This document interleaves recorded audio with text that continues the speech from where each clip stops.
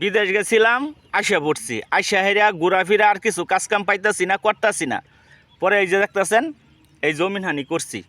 এনে পরায় 3 কাঠার মতো জমিন আছে, এনি করছি। কইরা ওখানে কাজকাম নাই বলতে কাজকাম নাই কে, রোজা মায়ের দিন কই কাজকাম করাম।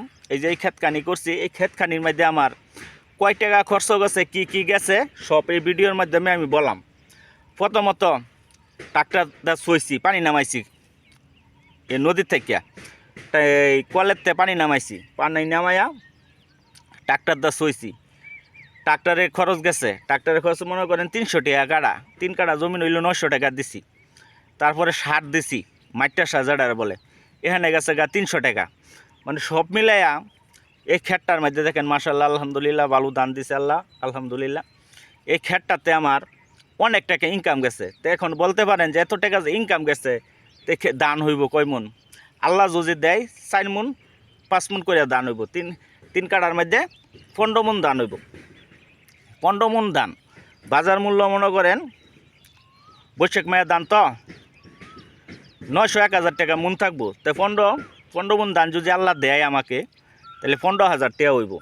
এখন আমার খরচ গেছে টোটাল কত আপনাদেরকে বলি। ট্রাক্টর ভাড়া দিছি 600 টাকা, কল ভাড়া হইলো 350 টাকা কাটা, তো হেন হইলো ধরেন 1000। তারপরে সার দিছি, তারপরে এই যে রোয়া লাগাইছি, কামলা খরচ আছে, সব মিলাইয়া আমার মিনিমাম 3000 টাকার মতো যাই গেছে গা। এখনও কাটা ভাঙি আছে, আল্লাহ যদি দান দেয় তাইলে কাটলে পরেরটা পরে 3000 টাকা গেছে গা। এখন আলহামদুলিল্লাহ বাড়িতে এসে বসা না থাকিয়া, এখন বসাই রোজার মাস কই কাজ করাম, কাজ কাম নাইকা। ঈদের পরে তো ইনশাল্লাহ যে কোনো জায়গায় কাজে লাগিয়া পড়াম। এই যে দেখতেছেন ক্ষেতটা, এই ক্ষেতটা আমি করছি, মাশাল্লাহ ভালোই দান হয়েছে।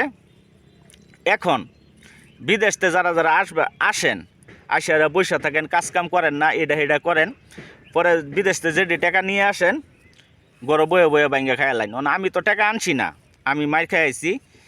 মানুষ কিছু টাকা মাত্রায় ঋণ পাইব ইনশাল্লাহ, সকলে ঋণই দেয়া দেম, কিছু টাকা ঋণ পাইব ইনশাল্লাহ। এ টাকা কিছু না, এটা সুদের উপরে না, নিজস্ব লোকের টাকা দেয়া দেবো। সকলেই আমার জন্য একটু দোয়া করবেন ভাইয়েরা।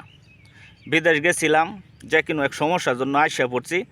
আমি বিদেশ যাওয়ার পরে আমার আব্বা মারা গেছে, আমার অনেক খারাপ লাগছিল, অনেক কষ্ট লাগছিল, হতাশাগ্রস্ত হয়ে গেছিলাম। আব্বা মরার পরে আমি বড় সবার, হতাশাগ্রস্ত হয়ে যাওয়ার পরে বিদেশ আর টিকতে পারি নাই। পরে বাড়িতে আইসা পড়ছি। আইসা পরে এই যে জমিনখানি লইলাম, করতাছি।